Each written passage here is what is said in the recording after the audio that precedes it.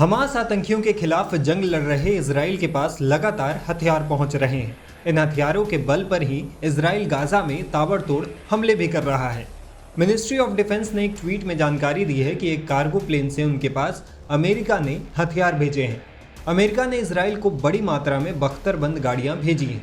Israel ने इसका एक वीडियो भी शेयर किया है, जिसमें ये बख्तरबंद गाड़ियां एक इजरायली एयरपोर्ट पर उतरते दिखता है।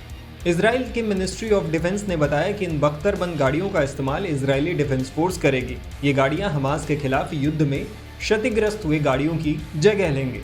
बता दें कि हमास के खिलाफ युद्ध शुरू होने के बाद से ही इजराइल के पास लगातार हथियार पहुंच रहे हैं। कई कार्गो प्लेन्स के जरिए इजराइल तक काफ़ी एडवांस हथियारों की डिलीवरी की जा रही है। खासतौर पर ये हथियार अमेरिका से इजराइल पहुंच रहे हैं। इजराइल के मिनिस्ट्री ऑफ डिफेंस ने एक ट्वीट कर बताया है कि युद्ध शुरू होने के बाद आज सुबह उनके पास 45वां कार्गो पहुंचा। इसके जरिए उनको करीब 1000 टन की युद्ध सामग्री डिलीवर की गई है। बता दें कि हमास ने 7 अक्टूबर को इजराइल पर अचानक हमला कर दिया था। इस हमले में इजराइल में 1400 से ज़्यादा लोगों की मौत हो चुकी है। इसके बाद से इजराइल लगातार गाजा के इलाकों में हमला कर रहा है।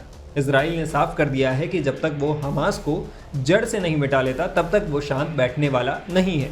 हालांकि इस युद्ध में इजराइल को बड़ी मात्रा में हथियारों की ज़रूरत पड़ रही है और अमेरिका इस ज़रूरत को पूरा करने में जुटा है। मीडिया रिपोर्ट्स के मुताबिक हमास पर इजराइल का एक्शन शुरू होते ही अमेरिका ने इजराइल को हथियारों की पहली खेप पहुंचा दी थी। इस खेप में smart bomb, Iron Dome missile defence system के लिए इंटरसेप्टर और दूसरे एम्यूनिशंस शामिल थे।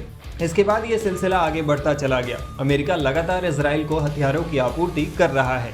गौर करने वाली बात यह भी है कि इजराइल अपनी रक्षा ज़रूरतों का 81.8% अमेरिका से, 15.3% जर्मनी, 2.6% इटली, 0.1% फ्रांस और 0.2% कनाडा से इंपोर्ट करता है।